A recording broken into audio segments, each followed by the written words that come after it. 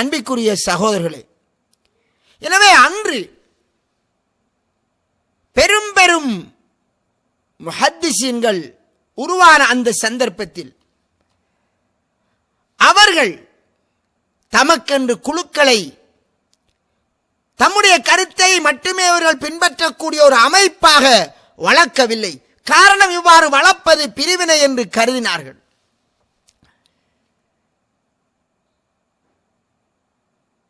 ஆனால் இன்று நாம் பார்க்கக்கூடிய நிலையில் அல் குர்ஆனையும் சுன்னாவையும் மட்டுமே நாங்கள் பின்பற்றுவோம் என்று பிரச்சாரம் செய்யக்கூடிய எத்தனையோ அறிஞர்கள் இருக்கின்ற இந்த சந்தர்ப்பத்தில் அங்கே சில அறிஞர்கள் தமக்கென்று சில குழுக்களை ஏற்படுத்திக் கொள்கிறார்கள். அந்த குழுக்கள் வெளிப்படையிலே நோக்கம் என்ன? தவ்வாவுக்காக நாங்கள் எல்லோரும் ஒன்று சேர்ந்திருக்கிறோம், இவ்வாறு தவ்வாவுக்காக நாங்கள் ஒன்று சேர்ந்திருக்கிறோம் என்று சொல்லக்கூடிய இந்த சகோதரர்கள்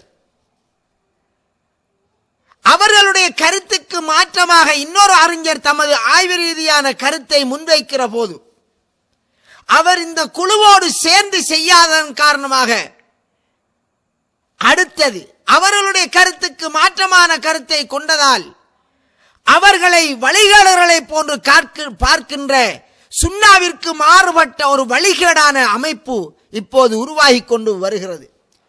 தமிழுலகத்திலேயும் அவ்வாறு உருவாகின்றது. எந்த ஒரு விடயத்தை அல்லாஹ்வும் ரசூலும் அங்கீகரித்திருக்கிறார்களோ அந்த அல்லாஹ் ரசூல் அங்கீகரித்த விடயத்தில் நாம் அங்கீகாரம் வழங்காத நிலை வந்தால் அது வழிகேடாக மாறிவிடும். மற்றவர் அல் குர்ஆன் சுன்னாவின் அடிப்படையில் ஆய்வு செய்து தமது கருத்தை சொல்கின்றார். அவர் தன்னுடைய அல்லாஹ்வின் மார்க்கத்தை தெளிவாக எடுத்துச் சொல்வதற்கு தயாராகின்றார். அவர் சொல்லுகின்றது அல்லாஹ்வினுடைய மார்க்கமாக மக்கள் மத்தியில் போகுவதற்கு உதவியாக இருப்பதுதான் முஸ்லிமின் கடமை, குர்ஆன் சுன்னாவில் நிலைநாட்ட விரும்புபவர்களின் கடமை. ஆனால் என்ன கூறப்படுகிறது? இவர் எங்களுடைய கருத்துக்கு மாற்றமான கருத்திலே இருக்கிறார். எது? ஒரு மஸ்அலா, ரெண்டு மஸ்அலாவிலே. மனோ இச்சையின் காரணமாகவா? இல்லை. சுயநலத்துக்காகவா? இல்லை. ஆய்விலே, இருவருடைய ஆய்விலும் அவர்களுக்கு விளங்கிய விளக்க வித்தியாசத்தால் மாறுபட்ட கருத்திலே. அதனால் அவர்கள் வேறானவர்கள். இன்னொரு படி சொன்னால் வழிதவறியவர்கள் என்று சொல்லக்கூடிய நிலை எம் சமுதாயத்திலே வந்துவிடுகின்றது. சகோதரர்களே, இன்று நாம் இந்த நிலையிலிருந்து விடுபட வேண்டும். முஸ்லிம்கள் அன்று மதுஹபுகள் என்ற தோணியிலே பிரிந்தார்கள். அங்கே மதுஹப் என்று அன்று சொல்லப்படுகின்ற போது குறிக்கப்பட்ட ஒரு அறிஞர், ஒரு இமாம், அவர் குர்ஆனை ஹதீஸை விளங்குவதற்கென்று சில வழிமுறைகளை எடுத்து வைத்திருந்தால் அவர் காட்டிய அந்த வழிக்குள்ளே கட்டுப்பட்டவர்களாக அவரை தொடர்ந்து வந்த அறிஞர்கள் அவருடைய அந்த பாணியிலே ஆய்வுகளை நடத்துவார்கள்.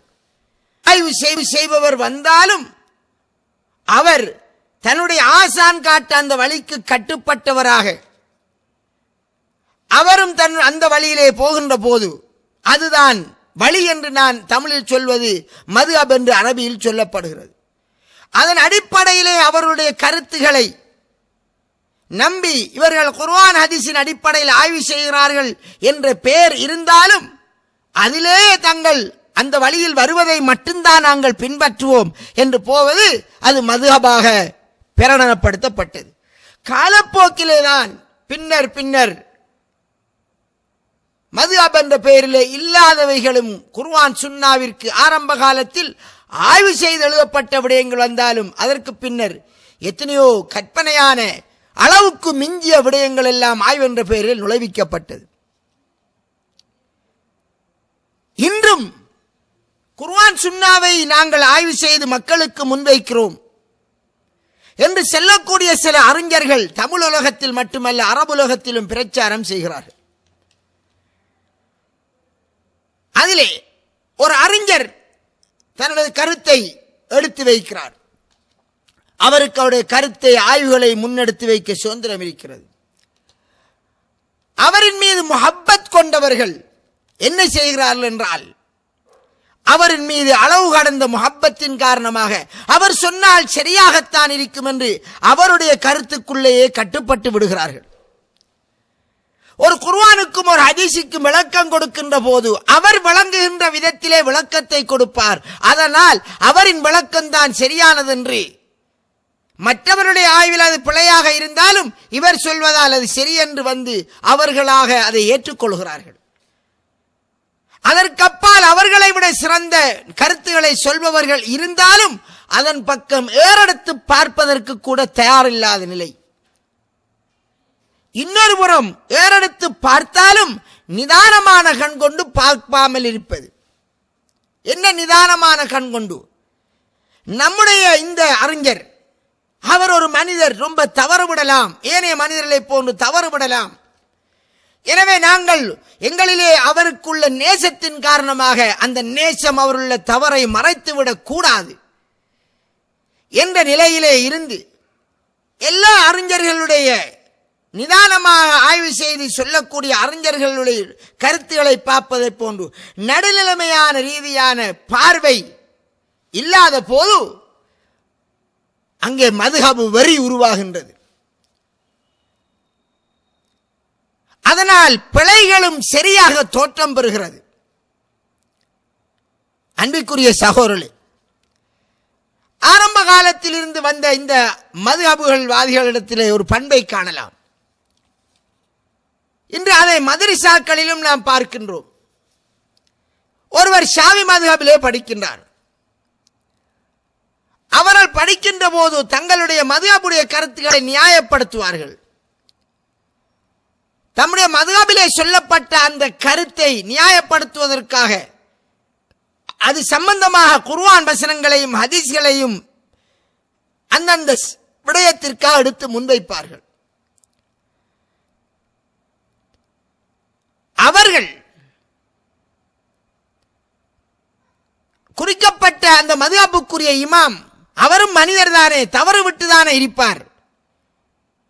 மற்ற இமாம் இவரை விட சரியாக சொல்லி இருக்கலாம் தானே என்று நியாயமான கண் கொண்டு பார்க்காததால் தம்முடைய மதுஹபுடைய அல்ல தம்முடைய தாம் ஏற்றுக்கொண்ட அந்த அறிஞருடைய கருத்துகளுக்காக வக்காலத்து வாங்குவதற்காக அது சார்பான குர்ஆன் ஹதீஸை அந்த வீவோடு கண்ணோக்கி தேடுவார்கள்.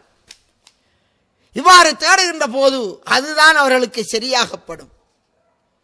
இதுதான் மதுஹபுவாதிகள் நிலை. இதே நிலையிலே இன்று தமிழ் உலகத்திலே, நான் தமிழிலே பயான் பண்ணுவதால் குர்ஆன் சுன்னாவை மட்டும் நாம் நிலைநாட்டுகிறோம் என்ற பெயரிலே ஆய்வு செய்யக்கூடிய அறிஞர்களில் ஒருவராக இருக்கின்ற சகோதரர் பி ஜெயலலிதாப்தீன் அவர்கள், அவர் ஆய்வு செய்து குர்ஆன் சுன்னாவை அவருடைய ஆய்வுக்குட்பட்ட விதத்தில் மக்களுக்கு எடுத்துச் சொல்கிறார்.